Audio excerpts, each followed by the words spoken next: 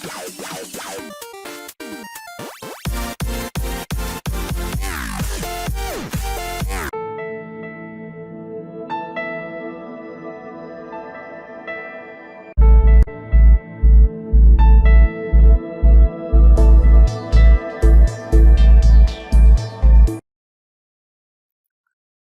YouTube chess lovers and my friends, this is Gunjan here. Welcome to the 9th episode of my Queen Trap sack lines.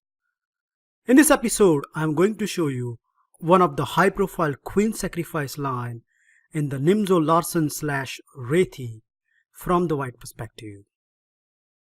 Now before we proceed, the important point I like to mention is the thematic queen sacrifice pattern can be arise in different kind of opening.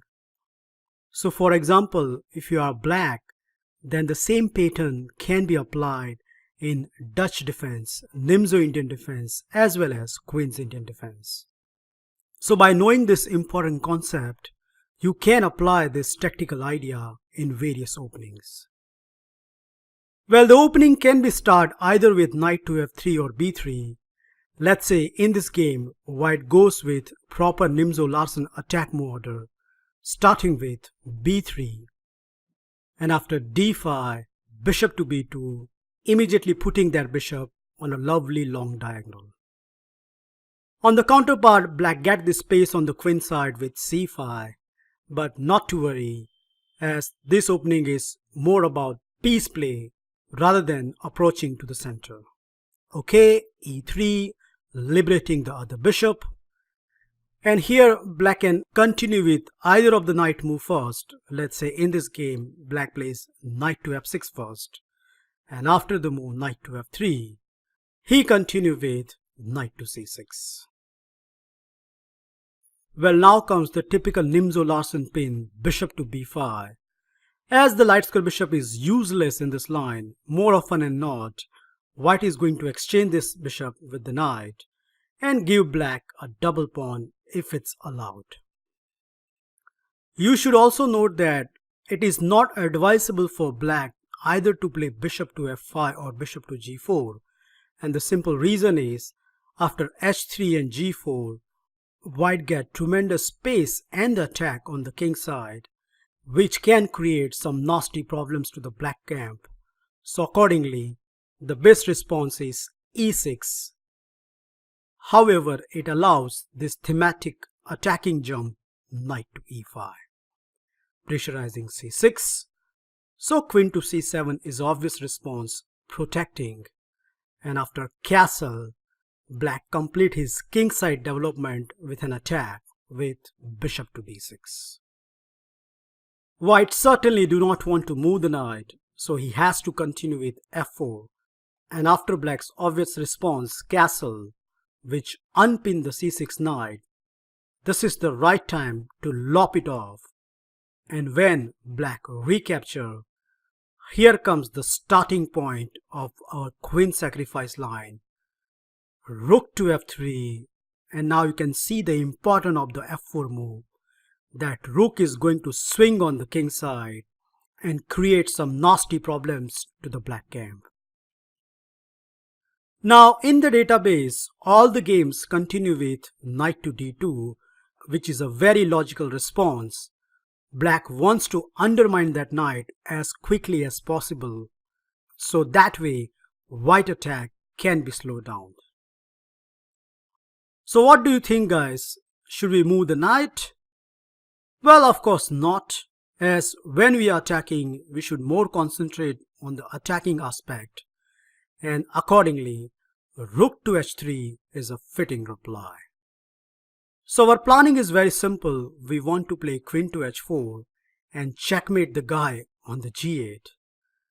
So something which black needs to pay attention immediately. If f6, then knight captures d7, and I think position is slightly better for the white camp. And the other move, namely capturing on e5, doesn't provide any solution to the black camp, as after the simple reply queen to h5, threatening a checkmate, so h6 is forced, and after that, this simple trading sequence, bishop captures e5, bishop captures e5, queen captures e5, queen captures e5, and the move f captures e5. If you count the remaining material on the board, not only black has a double pawn on the c file, but there is a huge difference in terms of minor piece, as black has this bad bishop sitting on c8 where white has this good knight, and any endgame expert knows that this position is quite favorable to the white camp.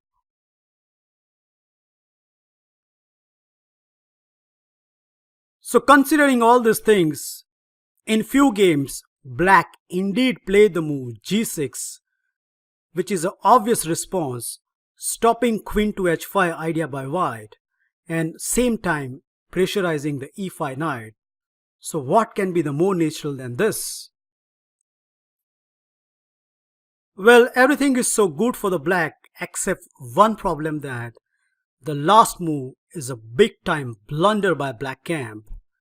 And before I move on, I like you to pause this video and find out a killing move here which finish off the black instantly.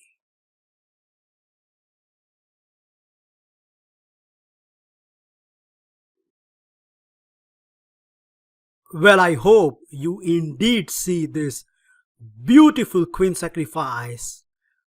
Boom! What a move!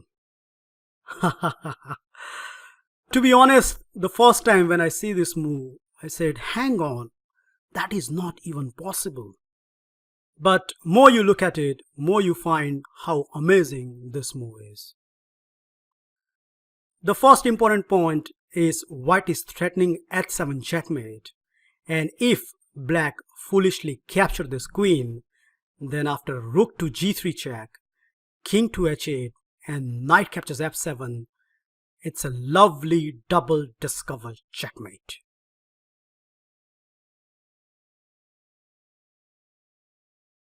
So this option is right out of the window. In the game, black plays the only defensive move, knight to f6, which keeps everything in under control. But after white's next reply, black simply resign. So the last time, guys, I want you to pause this video and find out a decisive move which forced black to give up the game immediately.